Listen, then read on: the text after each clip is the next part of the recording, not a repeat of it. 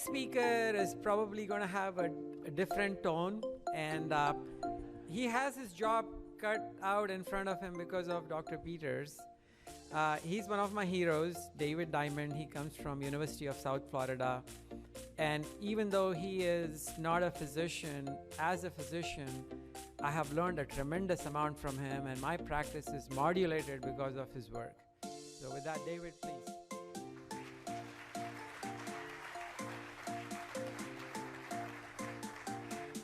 Thank you, Nick. My mic on? There we go. So thank you for the kind words. Thank you for inviting me, as well as Bill. My task is simple. With all due respect to Dr. Peters, I want to destroy the Ldl hypothesis.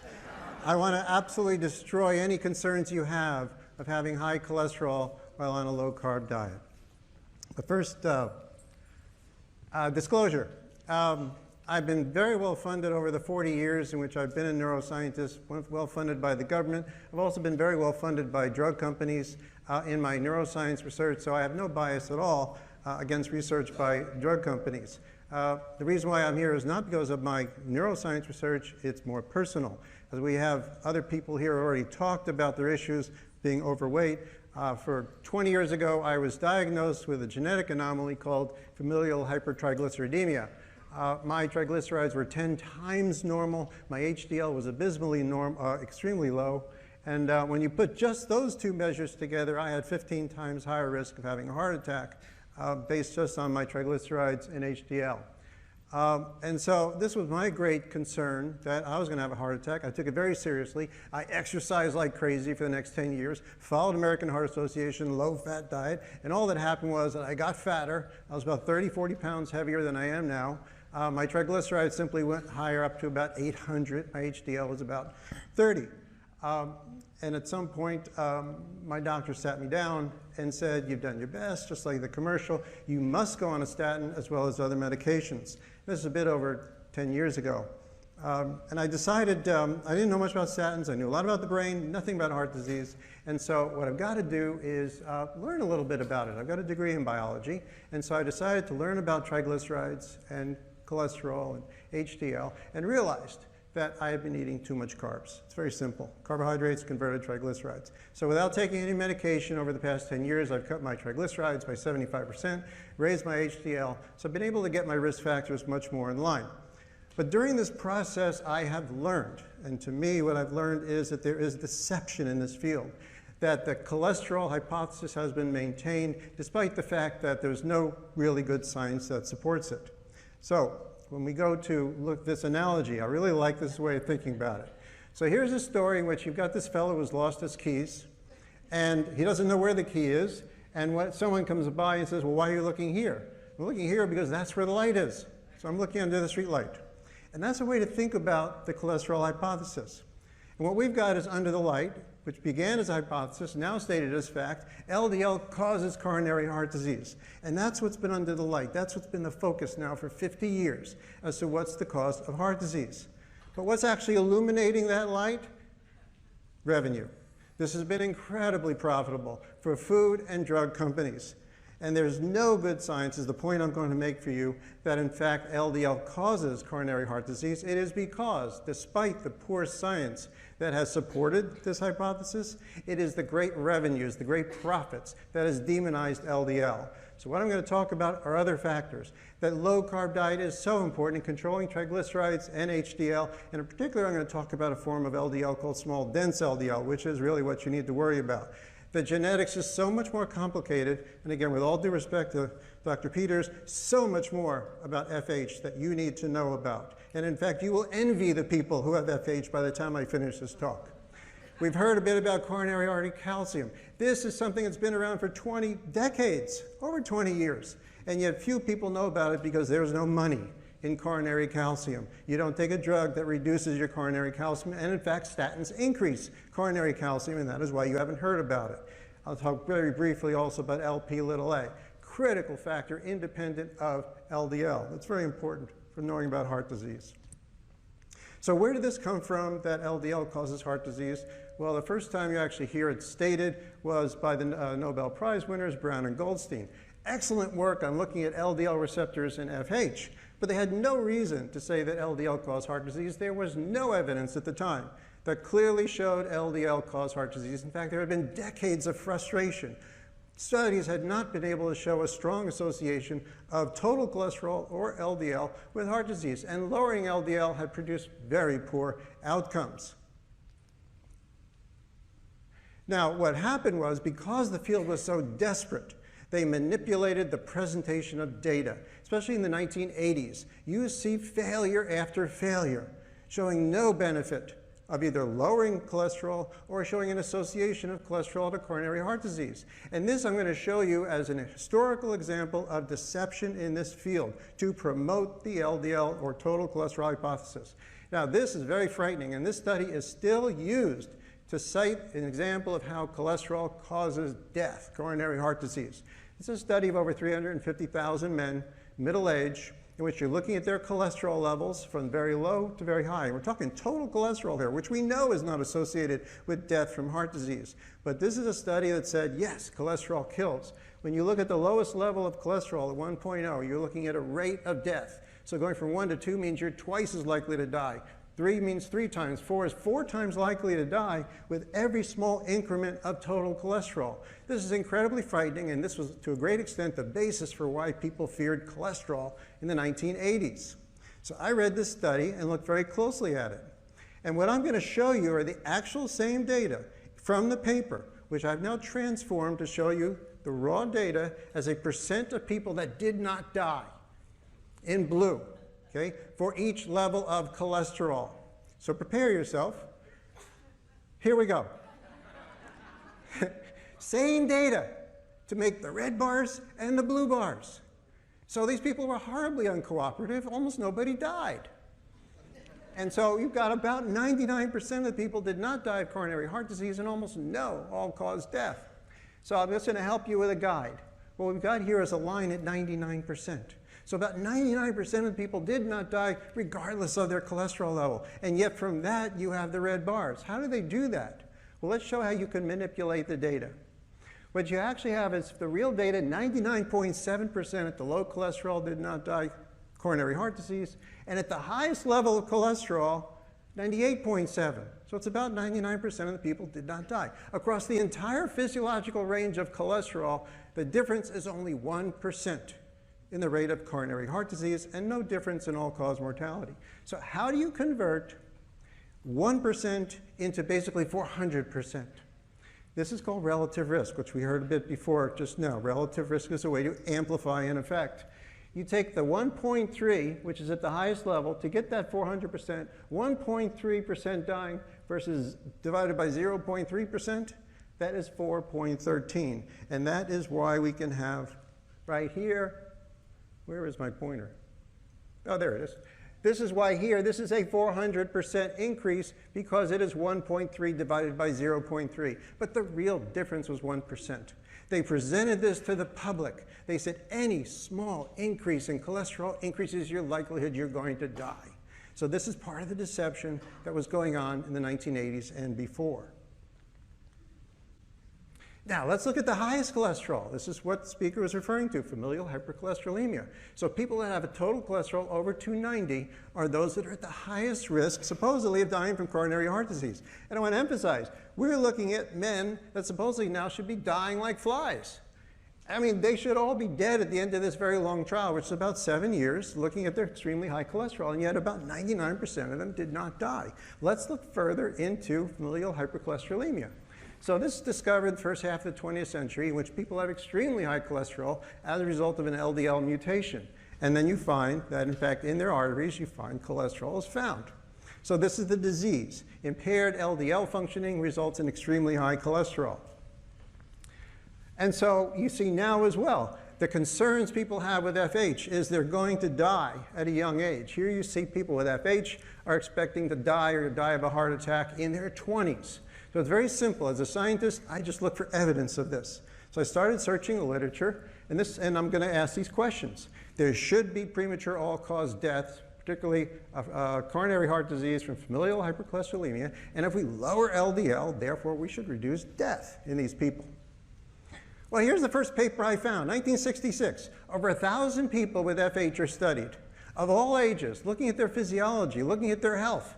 Very clear, unambiguous, no evidence that people with FH have a shorter lifespan. Men and women, they have normal survival into their 7th and 8th decades. These people do not die young. Now, I'm not just picking one study to be able to show this to you.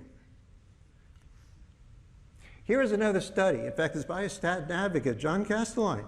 So I'm not just picking one study. This is a very interesting study. They did a genealogical study to follow families to very likely people with FH in the 19th century. In fact, what they're reporting is that the people in the 19th century with the highest cholesterol actually lived the longest. This is a time before there were antibiotics. So the idea is having hypercholesterolemia actually gives you an advantage because LDL is a part of the immune system. If you have high cholesterol, you are less likely to die of infectious disease, less likely to die of cancer. So before antibiotics were developed, the people with high cholesterol lived longer because they weren't susceptible to infection. And when you look now at a contemporary study, looking at the actual rate of death of people with FH, genetically confirmed FH, what you have here is overall no significant increase in death in the first few decades of life. And understand, this is a relative difference compared to the general population. So the slight increase at the lower level, this is compared to all people who don't have FH who are dying of heart attacks before the age of 40, which is essentially zero. Almost nobody dies of a heart attack before the age of 40. So when you hear that people with FH are dying 50 times greater than the general population, that is 50 times, basically 50 times zero. And so it's almost zero. So the real rate of death for people who have FH is not statistically significant in the early years. It not only is not different, the people with FH are dying at a lower rate. They are healthier, and in fact, by the time you're in your 70s, if you have FH, which means extremely high cholesterol, you are significantly less likely to die than the general population. And overall lifespan is not different from the generation. So people with FH are actually extraordinarily healthy, especially as they get older. Less likely to die of infectious disease, less likely to die of cancer, and there's absolutely no benefit of statins. So this is not because contemporary people are taking the statins. There is no evidence of a benefit for dying of statins or infectious disease. We have reviewed the literature. So now I'm publishing work with some outstanding clinician scientists. We reviewed every paper published on mortality in people with the highest LDL. We did not find a single study that showed increased mortality compared to the general population in those with the highest LDL. And in fact, in the majority of studies, the people with the highest LDL, we're talking about the general population now, people with the highest LDL live longer than the people with the lowest LDL. So it's very clear. Having extremely high LDL is beneficial and is not hazardous. Now, again, going back, historical data clearly show that having FH is healthy. People here were born in the 19th century, and now you're getting blood tests. You're actually confirming these people have FH in the 20th century. And what they're saying about this, again, in JAMA 1986, people with FH survive to a normal lifespan. So what is it about these people that is different, maybe, from other people with FH that have heart attacks? Well, the people born in the 19th century that lived a normal life were non-smokers. And this is incredibly important. Let's look at FH and smoking. So first thing is, these are people, now contemporary study, all people with FH now are put on a statin. So in this study, everyone's on a statin, everyone has already had a heart attack. You're now looking at 7 years later, a subset of people have had a second heart attack. And so when you look at their LDL levels, this is now on a statin, there is no difference in LDL levels between those on a statin, both are on a statin, but between those who had a heart attack, a second heart attack, and those who did not have a second heart attack. So LDL does not predict whether or not someone will have a heart attack. What is predictive? The smokers. More than 3 times as many people that have FH had a heart attack compared to those that didn't. So smoking is incredibly important for those, especially it's important for everybody, but the FH people may be even more sensitive. And when you look now, 25-year follow-up for people with FH, extremely high LDL, what matters is whether or not they smoke. And so the smokers have less than 50% survival through 25 years, but what you've got is people who never smoke and have FH, about 80% show no cardiac events at all. So these are people who are extremely sensitive to smoking, and the LDL turns out to be irrelevant.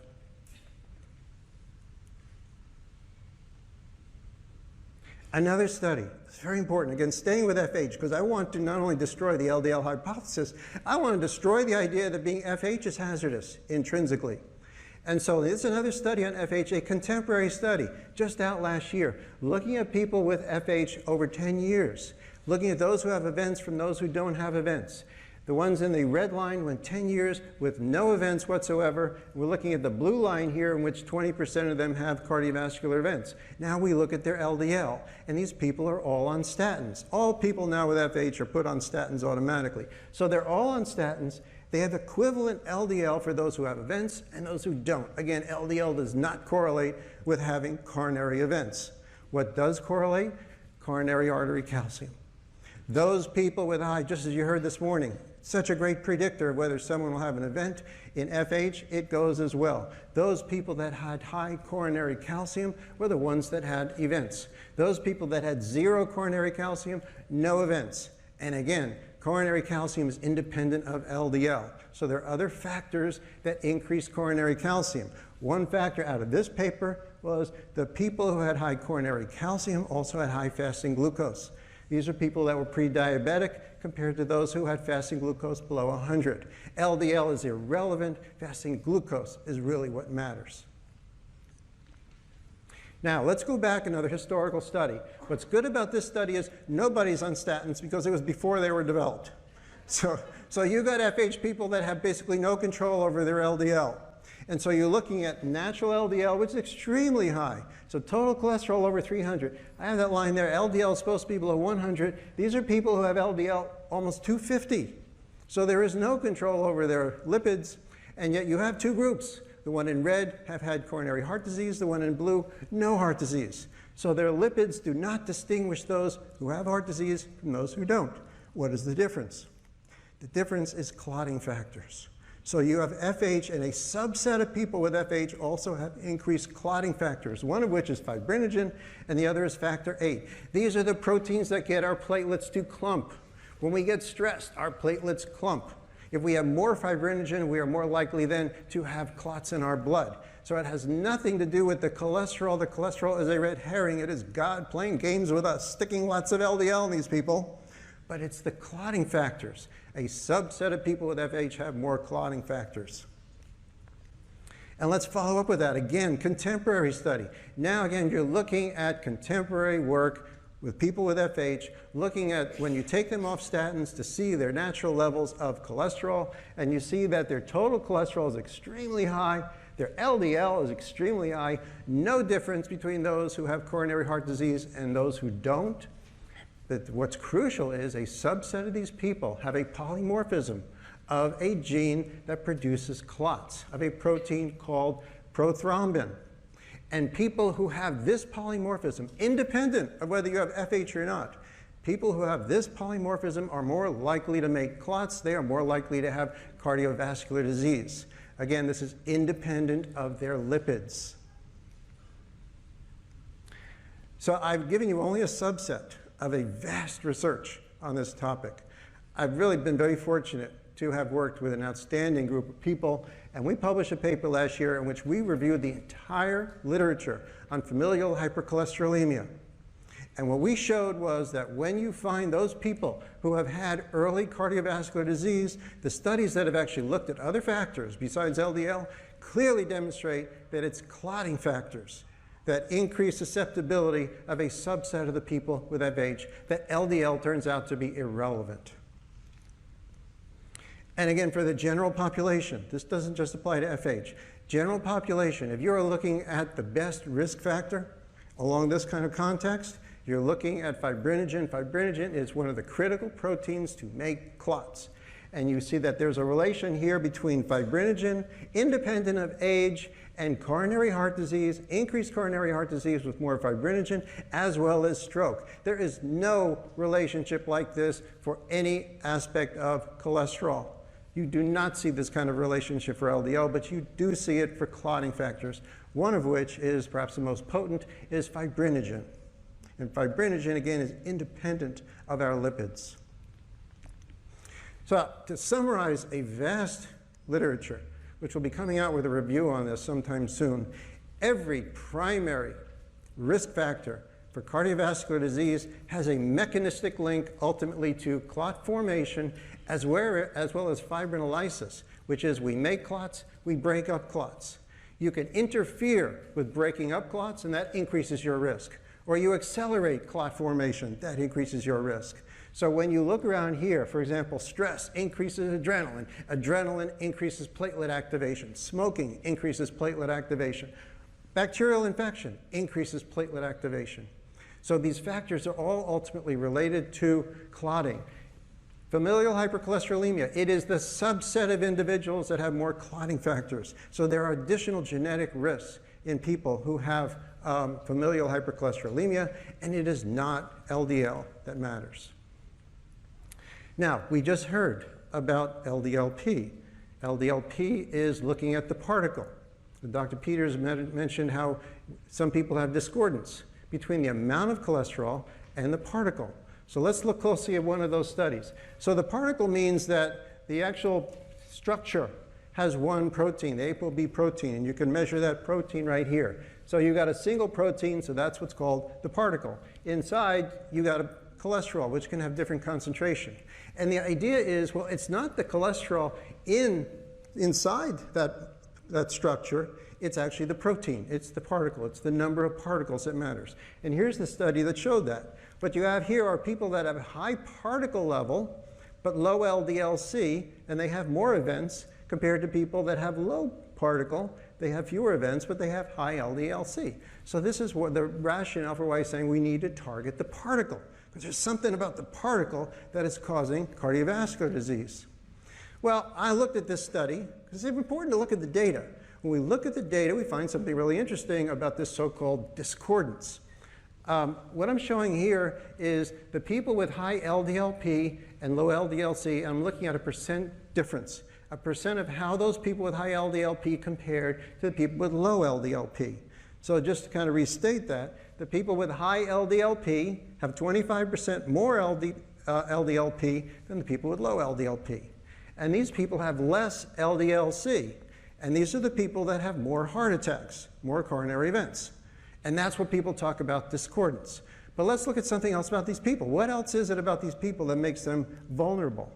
Well, let's look at everything when we see is the people who have high LDLP and low LDLC have lower HDL, which we know is associated with heart disease, almost double the rate of type 2 diabetes, more metabolic syndrome, significantly increased triglycerides, more smokers, and more home IR. So these are sick people. This is the bottom line. These are people with metabolic syndrome. These are people clearly not like folks here. They're eating carbohydrates. They have high blood sugar, and they are smoking. They are unwell. Oh, and by the way, they have high LDLP. So if you develop a drug that targets the LDLP, what about the rest? This is an unhealthy milieu that you have. LDLP is just one more risk factor, but it's not causing the heart disease. Now, let's look further into LDL. So, is LDL completely innocent? Well, yes and no. When the liver packages the VLDL, which then goes into the bloodstream, and then you actually have LDL in the bloodstream, that LDL is called large buoyant LDL. This is what you actually have in your bloodstream that is providing energy for your entire body. And so as it's in the bloodstream, it looks like this. It is called large buoyant LDL. Now, in a condition in which you have high blood sugar and oxidation, that LDL gets damaged and eventually gets smaller and smaller until eventually it is called small dense LDL. Small dense LDL is damaged. It is damaged by oxidation. It is damaged by sugar, which is called glycation. And when it is damaged, it cannot even bind to the LDL receptor. So this is not natural LDL. This is damaged LDL, and this is what's really important. We need to distinguish large buoyant LDL from small dense LDL. Now, let's look at the people who have extremely high small dense LDL compared to those who have low small dense LDL. What else is different? These are the people that have high triglycerides. These are the people with metabolic syndrome. So small dense LDL is damaged LDL that you find with people that have high triglycerides and metabolic syndrome. If you have low small dense LDL, then you have very low triglycerides and you're much less likely to have metabolic syndrome. So it's very important to understand LDL gets damaged. And let's now look at events. So let's look at what happens in people who have high small dense LDL versus low small dense LDL. In this study, following up over 10 years, the people who have the highest small dense LDL, again, meaning they're metabolically challenged, these are the people who have the most coronary events. People who have low level of small dense LDL have fewer events. So small dense LDL is basically in this playground in which everybody is sick. Small dense LDL is found in unwell people, people with high triglycerides, metabolic syndrome. What about the large buoyant LDL? There is no relation to coronary events in the natural LDL that comes out first from the liver as VLDL, ultimately becoming large buoyant LDL. When you look at events with people with high versus low, large buoyant LDL, which is the real evolutionarily produced LDL in our bodies, there is no relation whatsoever to coronary events. And let's look even further. Let's combine the two. This is a beautiful study because they asked the question between small dense LDL and large buoyant LDL, as well as Ldlc. So the people who had significantly high small dense LDL as well had high Ldlc or had low Ldlc, it didn't matter. What mattered was that they had high small dense LDL. If people who had low small dense LDL, it didn't matter if they had high Ldlc or low Ldlc. There is no difference in events.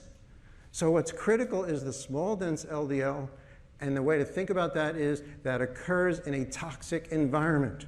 The kind of environment that's complete opposite of what we're talking about here over a few days. With low blood sugar, low oxidative stress, you don't get small dense LDL, you have a healthy large buoyant LDL. So what happens when you go low carb? This is what's crucial for this group to know. What happens when you go low carb, you may have a slight increase in Ldlc, you may have a large increase in Ldlc, but as I've said, it doesn't matter. What really matters is your large buoyant LDL. Does that go up? That does reliably go up. This is your large buoyant LDL, which is a part of your immune system. This is a part of the immune system that helps you to fight infection, that helps you to reduce cancer. LDL works with white blood cells to kill pathogens. That is why people with extremely high cholesterol have less cancer, less infectious disease. So you are actually causing an increase in your large buoyant LDL as well as an increase in HDL when you go low carb. And other changes as well.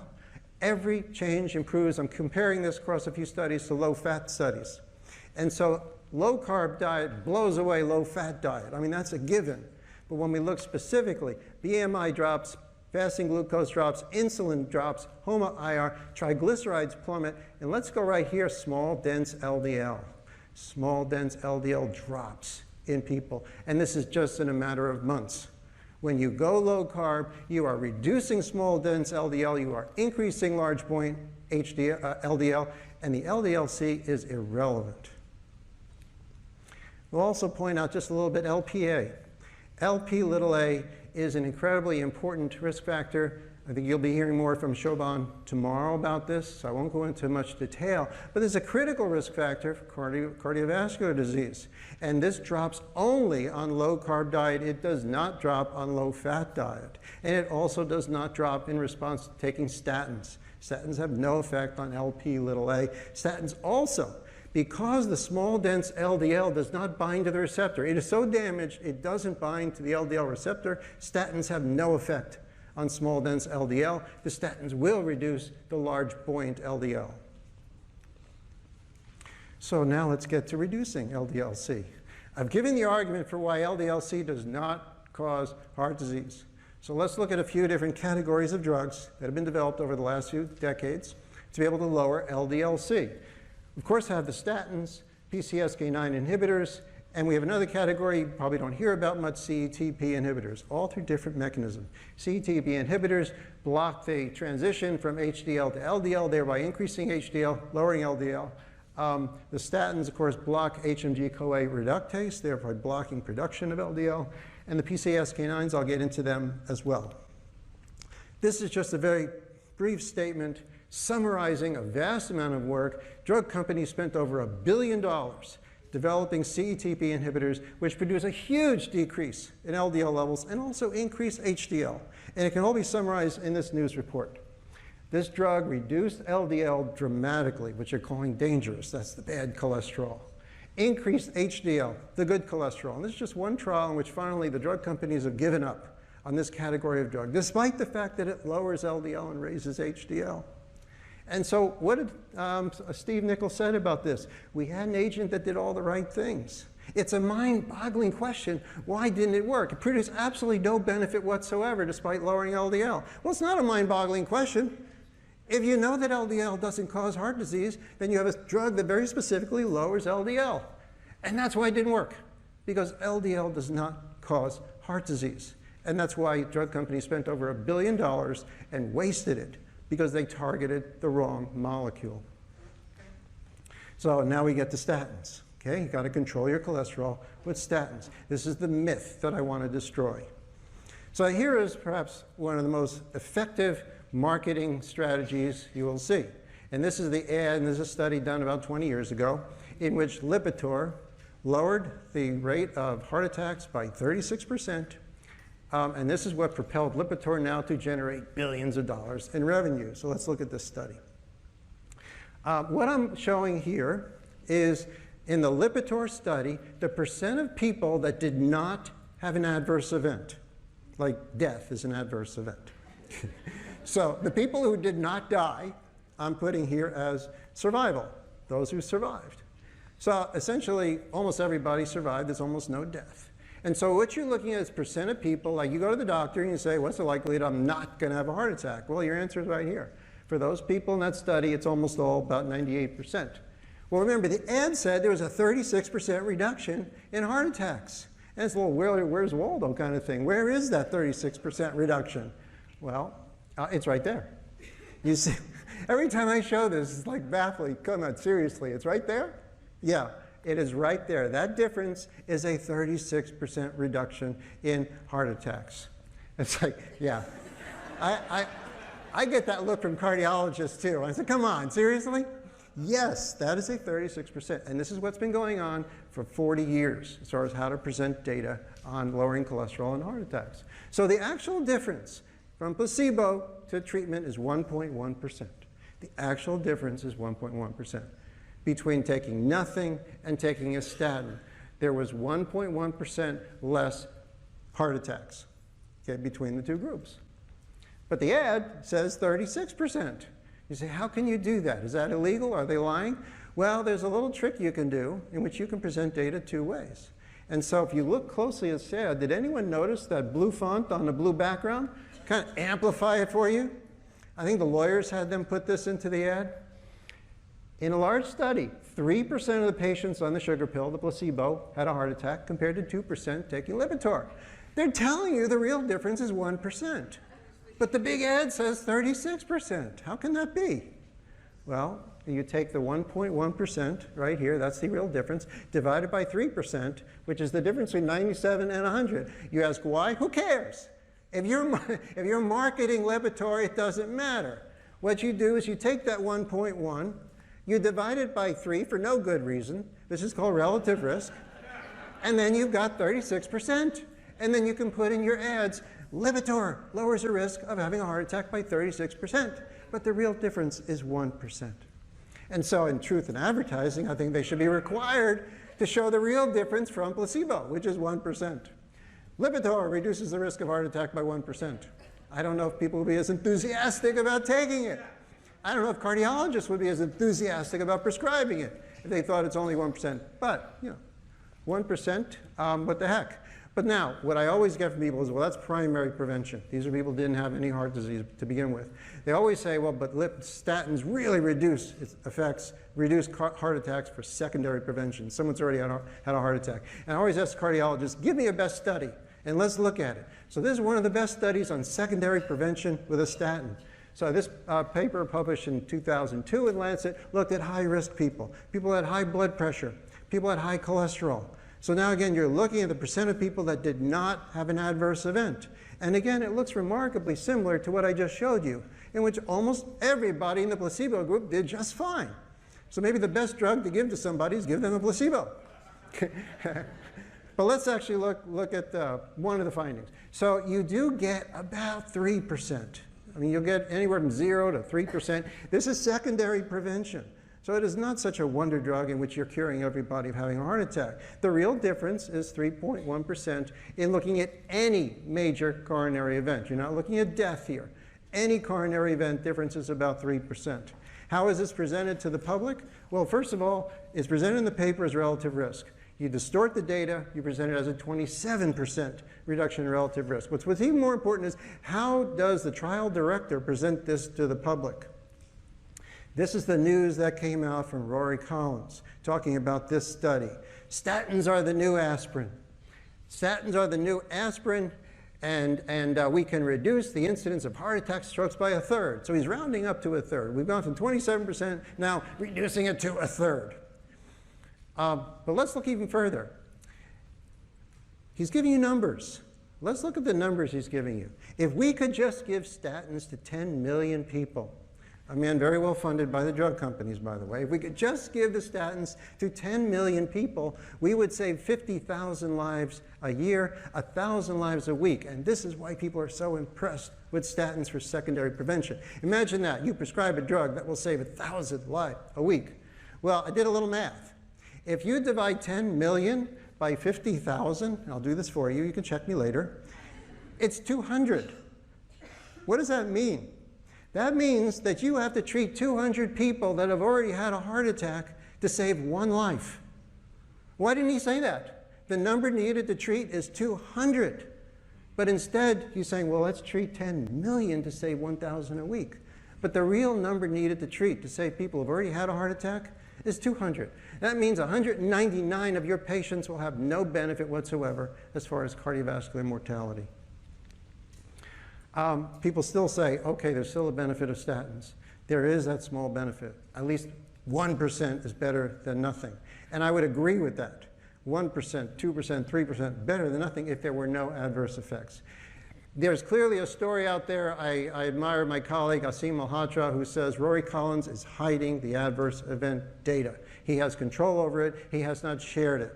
But we don't have to depend on Rory Collins. There is a massive literature on adverse effects of statins, which I have reviewed. And here's just a subset.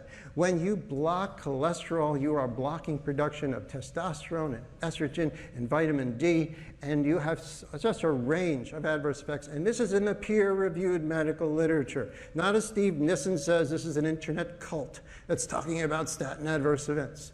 This is in the medical literature showing a broad range of adverse events. It adversely affects the kidneys and the joints and the brain. Here are just some more papers showing adverse effects of statins. Now, I don't have time to go into each one, but they are substantial. Here is just one example. You will often hear about RCTs in which they don't find much diabetes. Well, if you don't look for it, you're not going to find it.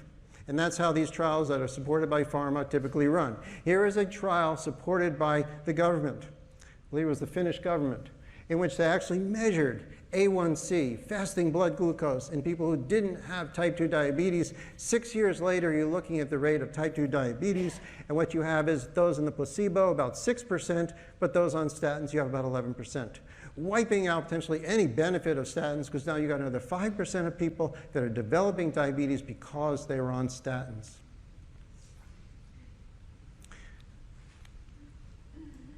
Now, it appears, most studies are done on men, it appears that women are far more sensitive to the diabetes-producing effects of the statins. Here's a very important study in which they looked at the rate of diabetes in subjects in these different trials. And what you find is that rate is proportional to the percent of women in the study. And so when you look at the highest percent of women in the study, which is the Women Health Initiative, which is all women, that had the highest rate of diabetes in those people treated with statins. So whereas the men, you have 5%, the women are even more sensitive to having high blood sugar, development of diabetes. You will also see in these studies, they say statins don't cause cognitive deficits. And again, it's because they're not looking for it. They just say, how do you feel? I feel fine. Okay, fine, no cognitive deficits. But in this study, you have older people, which appear to be much more vulnerable to statins. So people in their 70s that have reported to their physician that they're having memory problems, and they're on statins. So this is a study in which these people who are having what is diagnosed as early dementia are now under physician control, working with their physician. They go off their statins. And within weeks, their memory improves significantly. And those same people are now put back on the statins, now with the re-challenge, and their memory impairs again, all with statistical significance. And we have also published other work showing that the statins that have access to the brain, so only a subset of statins can get into the brain, and the brain has to produce its own cholesterol. Those statins that get into the brain impair memory. They have the highest rate of reports to the FDA adverse events involving cognition. So the statins, particularly Lipitor, can get into the brain. It stops the brain from producing cholesterol, which stops the brain from producing new brain cells and impairing memory.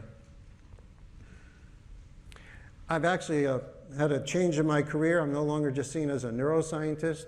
I've been publishing this work long enough that now I'm asked to review papers on statins, and I was asked actually to write a commentary on a paper that was supporting statins for primary prevention. And so, along with my colleagues, we reviewed the literature on statin adverse effects. We found 60 papers describing extreme statin adverse effects with statistical significance. Different levels in which we wrote about. The perceived adverse effects. People feel like crap when they're on statins. And so we reported that. People have less energy. They have joint pain. They have muscle pain. They have memory problems. And then we have also delayed effects in which it changes your physiology and possibly producing neuromuscular diseases. Let's finish now. Look at Pcsk9 inhibitors, which we just heard about. So this is all the latest rage, in which you have a different mechanism from statins, in which with the Pcsk9 inhibitors, what you're doing is you're interfering then with negative feedback. What you've got is after the receptor binds to LDL, it then goes into the cell and disintegrates. This is a natural negative feedback we have in our cells. But the Pcsk9 inhibitors interferes with that natural process and the receptor comes back up. So you're increasing receptor density. You're increasing the number of receptors, therefore they can bind with more LDL, so they pull more LDL into the cells. And cardiologists are just giddy about this. Isn't that great? You can plummet LDL 60%. Well, realize something. That LDL is not disappearing. Where is it going? It's being pulled into the cells. You are blocking negative feedback, a natural process. So those cells are now getting filled with cholesterol. And so, yeah, if you look only a year and a half, you may not have a problem. I mean, if you look only a year and a half after you start smoking, you won't see any lung cancer either. But 5, 10, 15 years down the line, all that cholesterol clumping inside of people's cells, very likely it's going to be producing harm. So I wouldn't touch any of these drugs that are causing the cholesterol to clump inside my cells. And also, another reason, there are some benefits. You are seeing 1 to 2%. That 15%, with all due respect, Dr. Peters, that 15% that she said was relative risk. The real difference is only about 1 to 2%. And there is really no cardiovascular mortality benefit. So there's a small increase in survival, very small change. But what's really important is the Pcsk9 inhibitors, unlike statins, will also reduce Lp(a), which is really important. So it may have nothing to do with LDL as far as reducing risk, taking this drug. It may have everything to do with reducing Lp(a). So it's a completely different mechanism. So once again, LDL is not causing the heart disease. The only reason why these drugs may have a slight benefit is because they're reducing Lp(a). If you remember from that other slide I showed, low carb diet reduces Lp(a) just as much as the drugs. I want to finish with something, actually, and Amy Berger is going to talk about this, and it's something I study with the brain as well. There is a genetic susceptibility to develop Alzheimer's disease, and this is a polymorphism of the ApoE gene.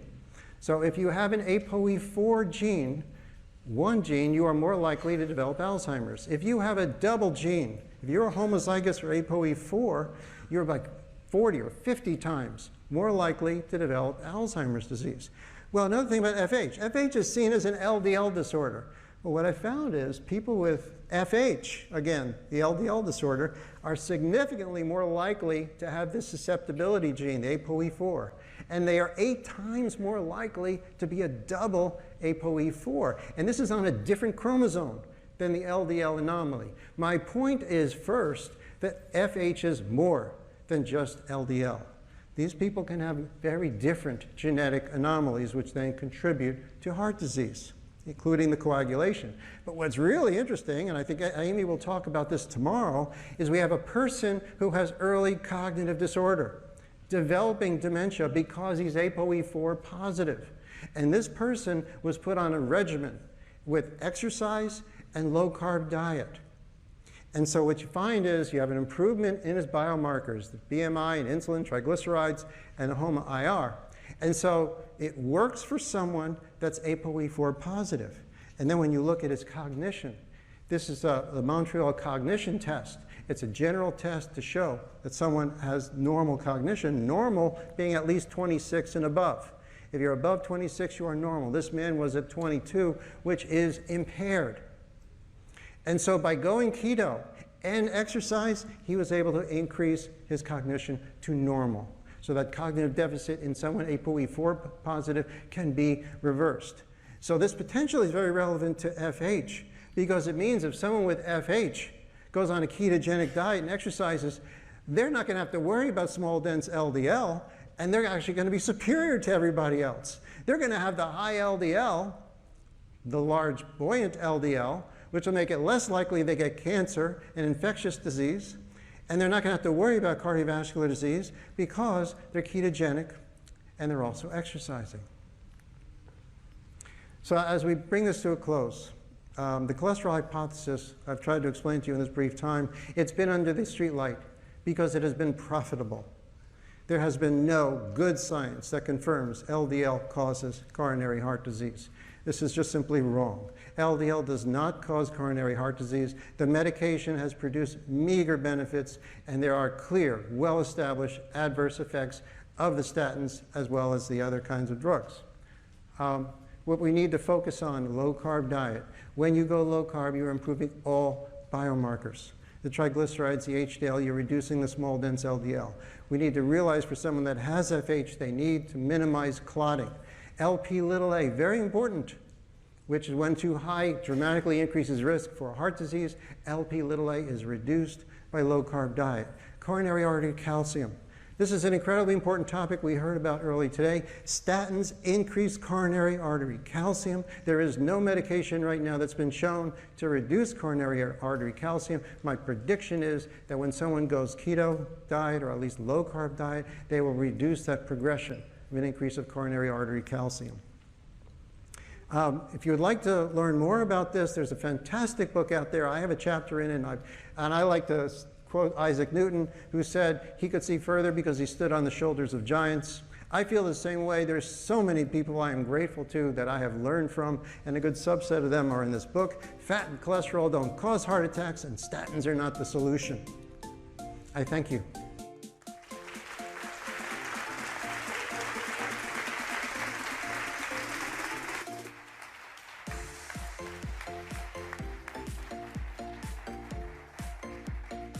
That's a fantastic presentation, and I'd like to remind you that Dr. Diamond was voted the best speaker from last year's conference. Thank you.